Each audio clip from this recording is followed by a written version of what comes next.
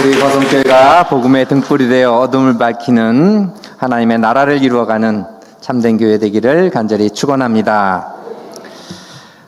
오늘은 교회력으로 맥주 감사 주일입니다.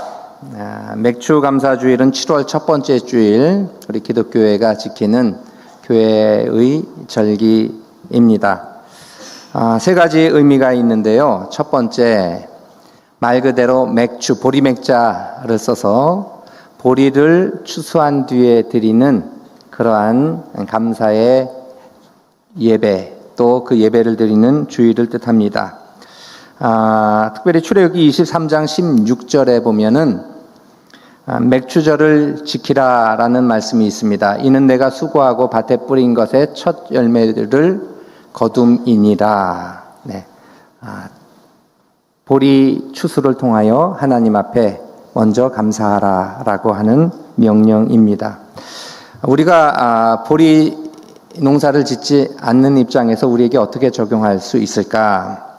우리에게 적용하자면 한 해의 상반기를 돌아보면서 하나님, 지난 6월 달까지 6개월 동안 하나님께서 지켜주셔서 감사합니다. 보호해 주시고 베풀어 주신 은혜 감사합니다. 하나님 앞에 7월 첫 주를 맞으면서 지난 반년을 돌아보며 감사하는 그러한 주일이기도 합니다. 두 번째 의미는 첫 열매를 드리며 하나님께 감사하는 절기입니다. 구약에 따르면 이스라엘 그 가나안 땅에 농사할 때 한 해의 첫 수확은 보리 수확부터 시작됩니다. 그렇다고 이 맥주절이 추수감사주일은 아닙니다. 오히려 이스라엘 백성들에게 있어서 추수감사주일은 9월 중후반에 드리는 장막절입니다. 장막절은 크게 두 가지 의미가 있는데요. 첫 번째는 이스라엘이 출애굽하면서 광야에서 천막 짓고 하나님의 인도하심을 또 받았다라는 뜻에서 출애굽의 구원을 기념하는 절기로 장막절, 실제로 일주일 동안 집에 천막을 치고 하늘의 별을 바라보며 일주일을 기념합니다. 네. 두 번째 의미로는 이 장막절을 수장절이라고도 합니다. 이 수장절은 실제로 이스라엘 백성들이 농사를 지으면 밀이나 많은 과일들을 거두어들이는 때가 바로 이 가을입니다. 그리하여 추수감사절의 의미가 이때 있고, 수장, 거두어들여서 저장한다, 창고에 곡식들을 쌓아놓는다라는 뜻에서 수장절이라고 합니다. 그런 의미에서 우리가 맨 마지막에 뭔가를 다 얻은 다음에 감사함으로 추수감사 예배를 드리는 것도 중요하겠지만, 하나님께서 우리 인생에 주시는 첫 순간의 열매가 있다면, 새롭게 일을 시작했다든지 아니면 내가 노력했을 때 하나님께서 어떤 열매를 주신다면 그 처음 열매를 주님 앞에 드린다라는 뜻에서 이 맥주절은 의미가 있습니다. 세 번째, 남은 하반기를 감사로 시작하는 것입니다. 이 맥주절의 의미는 지난 시간들을 6개월을 돌아보면서 감사합니다라는 그런 고백도 드리지만, 하나님 올해 이제 반이 남았네요. 앞으로 남은 이 하반기 동안에도 주님께서 나의 삶을 선히 인도하여 주시고, 나의 기도에 응답하여 주시고, 나의 부족을 채워주시고 공급해 주심을 믿고 감사합니다. 먼저 감사하는 의미가 있습니다. 네. 그래서 이 맥주절을 맞이하여 지난 시간을 돌아보지만 또 앞으로의 남은 반년을 전망하면서 주님, 먼저 감사하오니 선히 인도해 주십시오. 가장 좋은 길로 우리를 세우시고 이끌어 주옵소서. 감사와 기도로 주님 앞에 나아갑니다. 전에 제가 웰빙 ABCD라고 하는 제목의 설교를 한 적이 있습니다. 여러분 기억나시죠? 네. 반응이, 네. 기억해 주시는 분은 기억해 주셔서 감사하고, 잊어먹으시는 분들은 또 감사합니다. 제가 다시 반복할 거거든요. 네. 새로운 말씀으로 받으시면 되겠습니다. 제가 사경의 기간 동안에 맨 마지막 이창훈 목사님이 하신 말씀, 반복이 중요하다. 반복하고 숙지하고 숙달할 때 강한 그리스도의 군사가 될 수 있다. 이 말씀을 주셨는데, 그런 점에서 제가 오늘은 특별히 웰빙 ABCD를 간단하게 반복해 말씀드리고자 합니다. 잘 살아가는 것이 무엇인가? 네. A, B, C, D 네 가지로 설명을 할 수 있습니다. 첫 번째, A는 뭐죠? 에이징이에요. 에이징. 나이 들어가는 거. 우리의 인생 속에 나이 잘 들어가는 게 중요해요. 더 고약해지면 안 되고요. 더욱더 넉넉해지고 더욱더 성숙해야 됩니다. 각자의 나이에 맞는 성숙을 이루어가야 합니다. 그런 점에서 배우는데 열심히 해야 돼요. 평생 배워야죠. 좋은 책도 읽고 또 다만 머리를 채우는 것이 아니라 어떤 악기를 배운다든지 다양한 것들을 더 우리가 습득하고 인생을 좀 더 풍요롭게 세워가야 합니다. 중요한 건 웰에이징에 있어 중요한 건 좋은 친구래요. 외로이 혼자 방구석에 머무는 것이 아니라 언제라도 햇빛 보면서 야 만나자 하고 편하게 만날 수 있는 사람들이 있어야 잘 나이 들어 간다고 합니다. 또한 좋은 사람과 어울릴 뿐만 아니라 경제적으로 노후를 잘 준비해야 돼요. 우리 어르신 1세대 분들은 먹고 살고 자식들 키우느라고 정말 모든 걸 다 간신히 쏟아부으셨어요. 그래서 노년이 너무 힘드십니다. 그런데 이제는 노후를 잘 준비할 수 있는 그러한 시대가 되었고 그래야만 하는 시대가 되었습니다. 그래서 경제적으로도 여러 가지로 어렵지 않도록 미리미리 준비해 나가야 합니다. 두 번째, 웰비는 뭔가요? 웰빙입니다. 한국 사회에서 웰빙은 그냥 건강을 말합니다. 건강. 여러분, 건강을 위해서는 세 가지가 중요합니다. 첫 번째, 잘 자고, 두 번째, 잘 먹고, 세 번째, 잘 움직이는 것. 잘 움직여야 돼요. 첫 번째, 몸에 필요한 휴식을 잘 취해야 됩니다. 그래서 잘 자는 게 중요하대요. 건강한 사람들은 잘 잡니다. 자면서 몸이 회복되는 거예요. 두 번째, 잘 먹어야 됩니다. 건강한 음식 먹어야 되죠. 건강을 위해서는 정말 음식이 중요합니다. 술, 담배 끊어야 되고요. 기름진 음식 가능한 한 먹지 말아야 되고 인스턴트 음식도 가능한 한 피해야 합니다. 몸에 좋은 음식을 잘 먹어야 합니다. 그리고 세 번째, 잘 움직여야 됩니다. 운동이죠. 특별히 나이 들수록 근력 운동을 하면서 근테크, 재테크, 돈만 테크하는 게 아니라 노후에 그래도 두 발로 교회에 올 수 있을 그 건강은 유지해야 합니다. 노력하고 하나님이 허락해 주신다면 우리가 이렇게 웰빙 인생을 살아갈 수 있습니다. 특별히 한국인들을 수명을 이야기할 때 기대 수명과 건강 수명 두 가지를 이야기합니다. 그런데 표를 보시면 한국인의 건강 수명과 기대 수명 차이가 17.5년이라고 합니다. 기대 수명은 뭔가 하면 언제 죽느냐예요. 건강 수명은 건강하게 살 수 있는 나이예요. 그 다음부터는 어떻게 돼요? 병원 신세지고 병원을 들락날락거리는 겁니다. 그런데 그 괴리가 17년이래요. 실제로 2022년 한국인의 기대 수명은 82.7세입니다. 보통 83세까지는 기본적으로 산대요. 그런데 한국 남성들의 건강 수명은 기대 수명 말고 건강 수명 65.1세입니다. 65세까지 건강하게 살고 나머지 17년은 병원 신세지면서 산대요. 여러분 70세인데 아직 병원 신세 안 짓는 거라면 감사한 거죠. 보통 65세부터 이제 몸이 급격히 쇠약해지기 시작합니다. 여성분들은 더 많을까요? 더 짧을까요? 여성분들은 일단 기본적으로 술, 담배를 안 해서 높습니다. 1.5년이 더 깁니다. 그래서 66.6세. 66.6세까지는 건강하게 기본적으로 살아갑니다. 그래서 이 17년 동안 내 어떤 시간들이, 건강 이후에 살아가는 시간들이 육신적인 연약함 때문에 힘들지 않도록 우리가 잘 몸 관리를 해야 하겠습니다. 세 번째, 웰 C는 celebrating입니다. 축하하는 것, 기념하는 거죠. 네. 인생의 나날들을 의미 있게 부여하면서 오늘은 이런 점에서 하나님 감사합니다.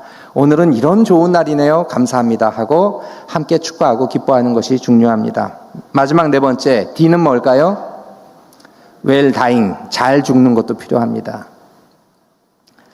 하나님께서 우리의 인생 너 다 살았다 하고 부르실 때 뒷정리 잘 해놓고 세상 떠날 수 있다면, 자녀들이나 남겨진 사람들한테 여러 가지 부담 남기지 않고 깨끗하게 떠나갈 수 있다면 얼마나 좋을까. 미리미리 웰 다잉의 과정을 준비하라는 것입니다. 그리고 아름다운 이별을 준비하고 또 하나님 앞에 갈 때 부끄러움이 없도록 하나님 저 이제 한 걸음 한 걸음 나아갑니다 하고 감사로 그 죽음의 순간을 맞이할 수 있어야 하겠습니다.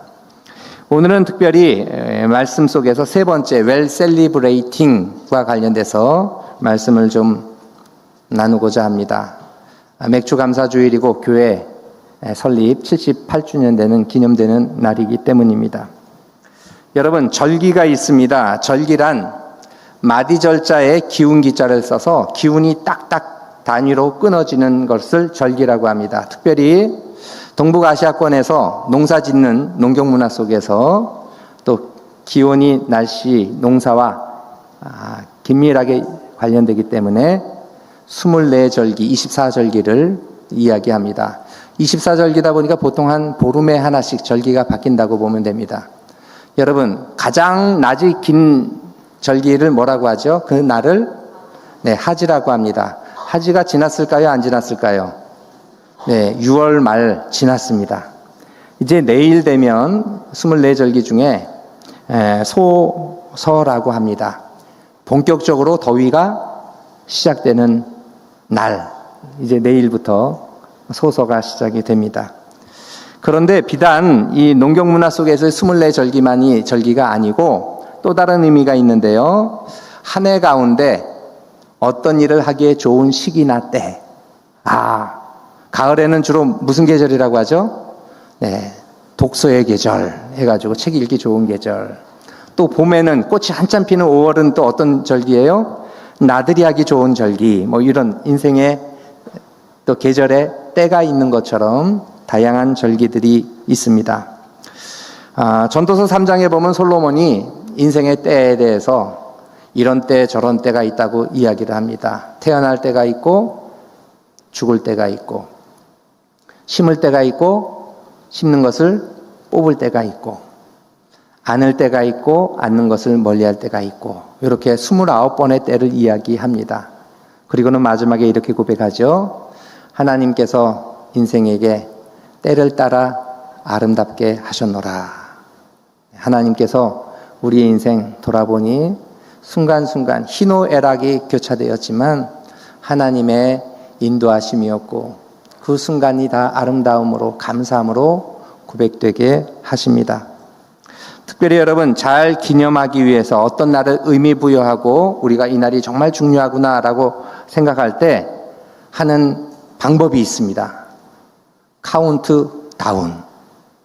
나를 이제 며칠 남았다 하고 그 날을 기다리는 거죠. 주로 여러분 카운트다운 언제 했나요? 주로 고등학교 때 했던 것 같아요. 칠판 한쪽에 수능시험 혹은 저는 학력고사였는데요. 시험일을 딱 앞두고 카운트다운 100일부터 D-100일, 99, 98, 20, 10 이런 식으로 카운트다운을 했던 것 같습니다. 그날이 중요하니까 준비하라는 거죠. 그런데 여러분, 반대도 있습니다. 카운트다운이 아니라 카운트업도 합니다. 이날을 기점으로 내가 며칠 지냈다, 며칠 보냈다 하면서 카운트업을 해 나갑니다. 사진을 보시겠습니다. 이건 뭘까요? 글씨가 좀 작아서 안 보이실 거예요. 그렇죠? 우리 교회 부목사님들의 카톡 프로필 첫 화면입니다. 왼쪽에는 우리 임재성 목사님, 오른쪽에는 이임두 목사님, 카톡 프로필입니다. 근데 이 두 분 다 카운트 업을 하더라고요. 잘 보면 보이시는데 안 보이시죠? 네, 확대를 해보겠습니다. 확대. 네, D 플러스 4154일. 임재성 목사님 거예요. 네. 인생의 기준에서 가장 소중한 날로부터 4154일이 지나노라. 도대체 얼마나 되나? 제가 365로 나눠봤더니 11.3 얼마가 나와요. 11년 지났다는 거예요. 영희민이와 함께한 날이 만 11년이 지났다. 우리 임 목사님의 쌍둥이 딸 하영이와 하민이가 태어난 날을 기점으로 4154일이 지났다고 합니다.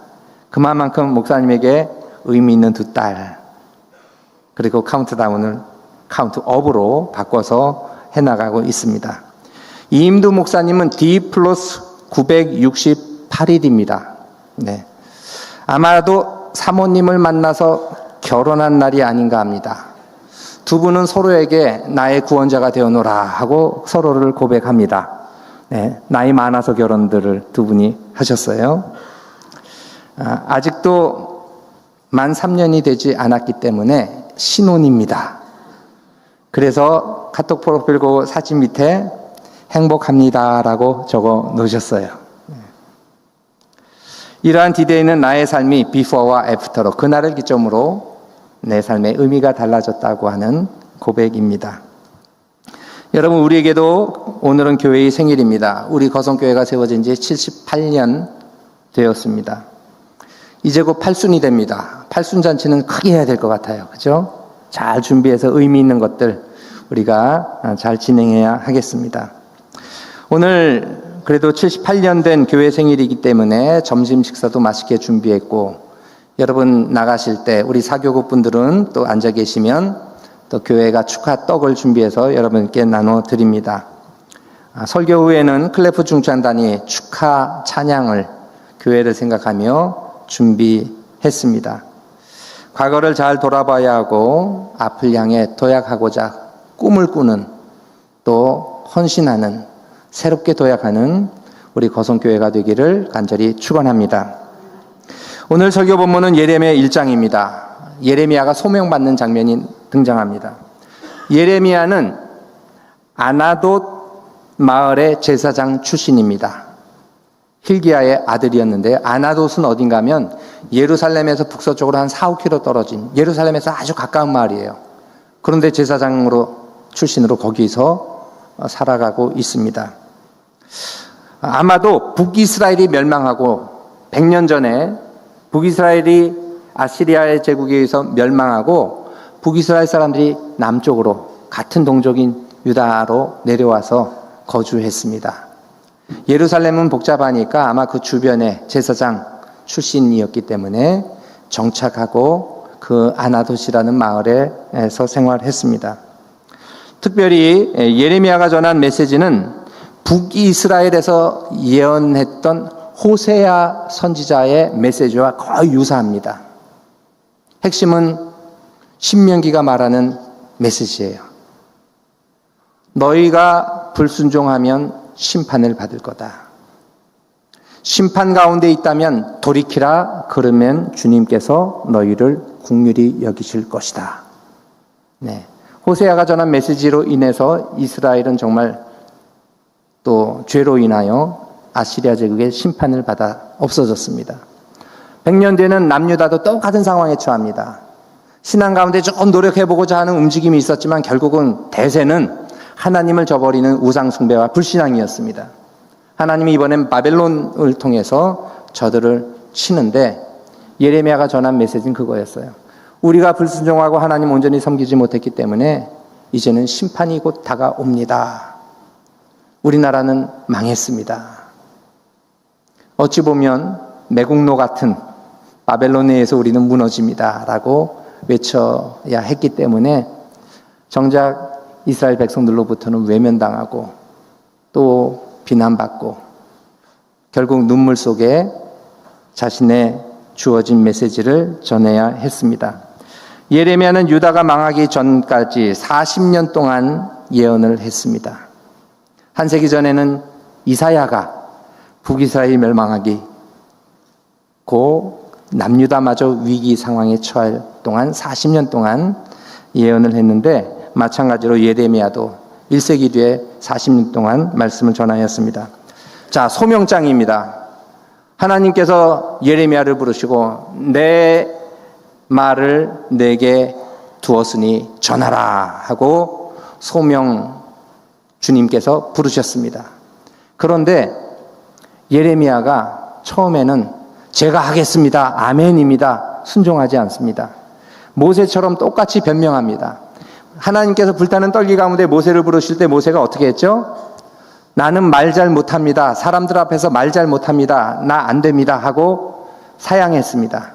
그럴 때 하나님께서 너에게 대변인을 붙여주겠다. 내 형 아론이 대변인이 되어 이야기를 전할 것이다. 너는 민족의 지도자로 출애굽의 구원을 이끌어라. 내가 너와 함께하리라 약속하셔서 모세도 처음에는 마지못해 따라가게 됩니다. 마찬가지였습니다. 예레미야에게 하나님께서 말씀을 두고 너는 예언자로 세우겠다 했을 때 예레미야가 처음에는 좀 사양합니다. 하나님, 저는 아이라서 아직은 어려서 말을 잘 못합니다. 그런데 하나님께서 두려워 말라. 내가 너와 함께하리라. 내가 너를 지키리라. 내가 너를 보호하여 줄 것이다. 그리고는 그에게 당신의 말씀을 전하고 증거하게 하십니다. 사명을 부여하는 내용이 9절과 10절인데요. 9절 먼저 보시면 여호와께서 그의 손을 내밀어 그의 입에 대시며 여호와께서 내게 이르시되 보라 내가 내 말을 내 입에 두어놓으라. 손에 딱 입을 대시면서 내 말을 내 입에 두어놓으라. 그리고는 그가 전할 내용이 무엇인가 10절에 나오는데요. 우리 10절 같이 읽겠습니다. 보라 내가 오늘 너를 여러 나라와 여러 왕국 위에 세워 내가 그것을 뽑고 파괴하며 파멸하고 넘어뜨리고 건설하고 심게 하였느니라 하시니라. 아멘.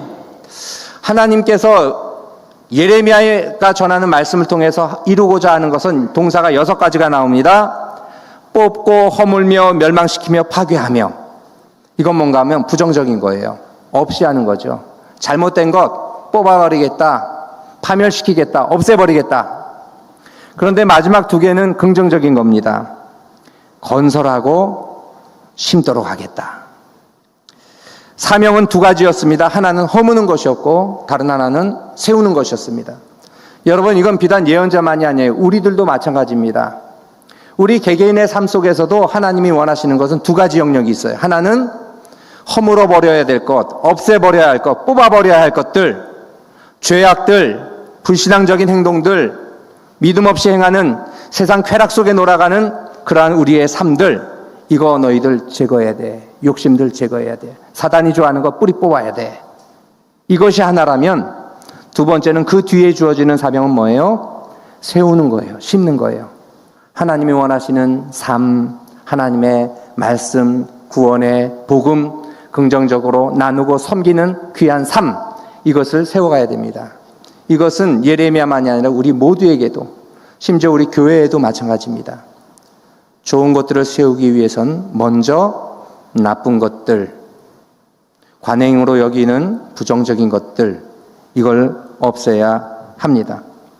실제로 예레미야는 무너지는 것, 뽑히는 것을 보았습니다. 2눈으로 보았어요. 그런데 그게 끝이 아니었죠. 마지막 2 단어는 뭐였죠? 세우고 심는 거였어요. 그래서 예레미야 예언서에 보면 심판만 있지 않고 회복과 구원의 약속이 주어지는데 이 구원의 약속 속에 세우다, 심다라는 동사가 사용이 됩니다. 예레미야 33장 6절인데요. 그러나 보라 내가 이 성을 치료하며 고쳐놨게 하고 바벨론에 의해서 무너진 이 예루살렘 성 내가 치유하고 고쳐놨게 하리라. 평안과 진실이 풍성함을 그들에게 나타낼 것이며. 그리고 7절 보시면 어떤 단어가 나오죠? 빨간 글씨 보시면 세우리라, 세울 것이다. 내가 유다의 포로와 이스라엘의 포로를 돌아오게 하여 그들을 처음과 같이 세우리라. 네, 세워주시는 사건이 이루어집니다. 두 번째, 심는 사건도 드러나요. 32장 41절인데요. 우리 같이 읽겠습니다. 내가 기쁨으로 그들에게 복을 주되 분명히 마음과 정성을 다하여 그들을 이 땅에 심으리라. 아멘. 하나님께서 우리를 통하여 이루시는 것은 세우는 사역과 심는 사역, 이것이 마지막입니다. 네. 심고 세우는 귀한 역사를 허락해 주십니다. 우리가 허물어야 할 부분들을 돌아보아야 합니다. 내 안에 자리한 세상 욕망, 또 세상 사람들과 똑같이 넓은 길 가고자 하는 그 인간적인 욕심들, 하나님 앞에 열심히 해야 되지만 그러나 좋은 게 좋지 하고 적당히 타협하는 영적인 게으름들 뿌리 뽑고 없애야 합니다. 그리고 그 위에 세워야 합니다. 말씀으로 나를 세우고 주님의 십자가로 나를 세우고 손과 발의 헌신으로 나의 인생을 세우고 또 교회를 더불어 세워가야 합니다. 사도 바울도 우리에게 말씀합니다. 데살로니가전서 5장 21절 22절 말씀인데요. 우리 같이 읽겠습니다. 범사해하려 좋은 것은 취하고, 일단 뭐예요? 좋은 것은 취해야 돼요. 세워가야 돼요. 그런데 그거에 앞서 이어지는 말씀, 악은 어떤 모양이라도 버리라. 네. 악은 버려야 돼요. 어떤 모양이라도 버려야 돼요.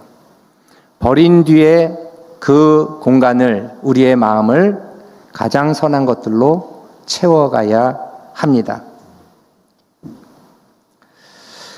우리 교회 집사님 아들 중에 항암 치료를 받는 분이 계십니다. 수술을 해야 되는데 수술하기에 앞서 먼저 항암 치료를 통해서 그 암세포를 조금 줄어들게 하고 또 전이되지 않도록 한 다음에 수술을 할 예정입니다. 나쁜 것들을 없애야, 죽여야, 사라지게 해야 우리가 건강할 수 있습니다. 육신도 마찬가지고 영적인 건강도 마찬가지입니다. 없앨 거 없애야 합니다. 그래야 치료가 시작이 됩니다.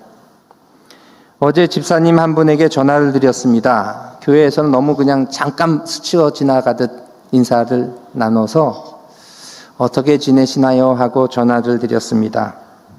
그분은 4가지 암이 발견되어 의사로부터 잘해야 2년, 3년 살 수 있다라는 진단을 받았습니다.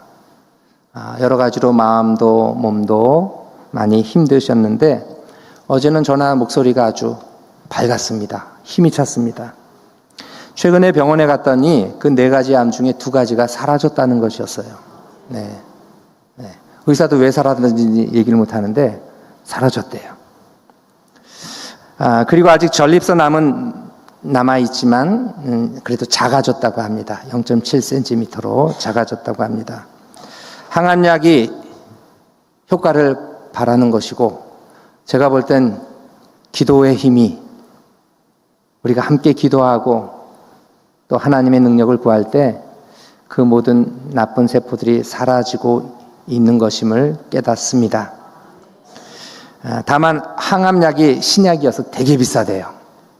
그래서 그 경제적인 부담이 있지만 그래도 하나님께서 고치시는 과정 속에 있음을 인하여 너무 감사하다고, 토요일마다 그래서 등산도 하고 몸을 움직이면서 투병 생활을 잘 하고 계십니다.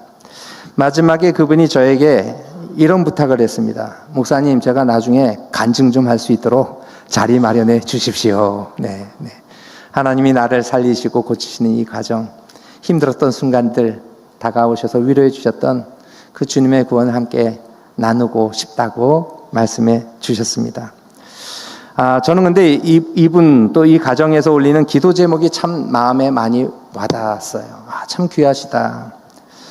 한 달에 한 번씩 소그룹 보고서가 이렇게 저에게 주어지는데 이분 기도 제목이 이렇습니다. 소그룹 보고서에 기도 제목 3가지가 올렸는데 제가 2가지만 소개합니다. 첫 번째, 하나님 은혜에 감사드립니다. 몸도 마음도 조금씩 회복되고 있고 매일매일 기도하고 찬양 듣고 말씀 듣고 살아가도록 하소서. 2번째, 참 이 점이 귀한데요. 저보다 더 힘들고 어려운 분들을 위해 중보기도하면서 살아가도록 하소서. 죽음의 위협이 있는데 나보다 더 힘든 분 있다면 함께 기도하고 하나님의 구원의 은혜를 누리기를 원합니다. 여러분, 기도 카드 여러분들이 내시면 저는 이렇게 파일로 만들어서, 이것도 올해 전반기 기도 파일인데요. 이걸 가지고 제가 새벽 기도 때 쭉 반복해서 기도를 드립니다. 이 가정에서 개인과 가정의 기도 제목이라고 해서, 또 부부가 각각 자녀들을 위해서 이렇게 기도 제목이 있고요. 마지막 개인과 가정의 기도 제목인데, 마지막 난에는 우리 교회 항암 치료 중에 계신 분들 이름이 적혀 있어요. 세 분이 이름 적혀 있습니다. 그리고 이렇게 적으셨습니다. 환우분들 아픕니다. 암덩어리 깨끗하게 사라지게 하옵시고 매일 하나님의 도와주심을 믿고 매일매일 건강하게 살아가게 하옵소서. 네. 자신과 자신의 가정의 기도 제목 속에 나보다 더 아파하고 힘들어하는 분들의 이름이 들어가서 같이 기도하는 귀한 가정입니다. 하나님께서 더 귀하게 여기시고 고치시고 온전케 하셔서 주일날 특별히 그분에게 10분 드려서 예배 시간에 간증하는 귀한 은혜의 날이 곧 올 줄 믿고 기대합니다. 나쁜 것들이 제거되어야 합니다. 그래야 건강한 세포들이 또 새롭게 자라날 수 있습니다. 우리의 영혼도 마찬가지입니다. 나쁜 것들이 제거되고 깨끗한 것들이 새롭게 우리를 채워야 합니다. 오늘 설교 제목이 좀 이상합니다. 지바세. 여러분 무슨 뜻인지 알겠어요? 지바세 무슨 뜻인 줄 아시는 분 한번 손 들어 보실래요? 지바세 301 소그룹 올해 구호입니다. 네. 지 오래된 생각을 지우고, 바 생각의 방향을 바꾸고, 새로운 생각을 세우자. 네. 그래서 지우고 바꾸고 세우자. 네. 우리 김기수 장로님의 리더신데요. 아마 이 301 소그룹은 의욕적으로 변화하고자, 새로워지고자 작정한 것 같습니다. 오래된 생각, 예전 구태의원 했던 생각들 지우고, 또 생각의 방향도 바꿔서 좀 건설적으로 적극적으로 파이팅 합시다 하는 내용입니다. 그리고 새로운 생각, 주님 주시는 새로운 것들을 마음에 품고 새로움을 세워갑시다 라는 뜻입니다. 무조건 과거를 지우자는 건 아니죠. 과거도 얼마나 좋은 게 많은데요. 그러나 내 안에, 우리 안에 있는 구태의연한 것들, 지워야 될 것들, 빨리 흘러가는 시간 속에서 또한 지워야 될 것들은 지우자. 그리고 오늘 상황에 맞게끔 하나님이 오늘 우리에게 원하시는 것들 바꿔나가자.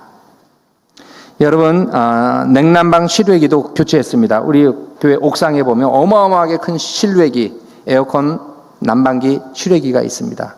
몇 천만 원 하는데요. 이번에 바꿨어요. 교회도 시설 10년, 15년 지나면 바꿔야 될 게 하나 둘씩 생겨납니다. 건물도 마찬가지인데 하물며 우리 자신들은 어떠할까? 우리의 생각들, 우리의 조직이나 우리의 교회 안에서의 여러 모습도 마찬가지입니다. 새 포도주는 새 부대에 담듯이 새로운 시대에 맞춰서 우리들의 생각들, 우리들의 다양한 모습들을 새롭게 바꿔가야 합니다. 성령 강림절 이후 베드로는 성령의 능력을 받습니다. 예수님, 부활하신 예수님, 또 그분이 더해 주시는 성령의 능력을 받고 말씀의 권능도 받아서 사도행전 2장에 보면 수많은 사람들 앞에 설교했더니 3,000명이 그 자리에서 회개하는 역사가 일어납니다. 그리고 사도행전 3장을 가면 기도하러 성전을 가는데 안진뱅이가 앉아 있습니다. 돈을 구걸하죠. 그런데 내게 있는 것 내게 주노니 곧 나사렛 예수의 이름으로 일어나 걸으라 했더니 그 안진뱅이가 벌떡 일어났죠. 누가 놀라요? 주변 사람들이 놀라는 거예요. 안진뱅이였는데 걸어 뛰어다니는 모습 보면서 놀랍니다. 사람들이 이 사람 딱 데려와서 솔로몬 행각에 앉혀놓고 확인을 하는 중에 베드로가 그 자리에서 말씀을 증거합니다.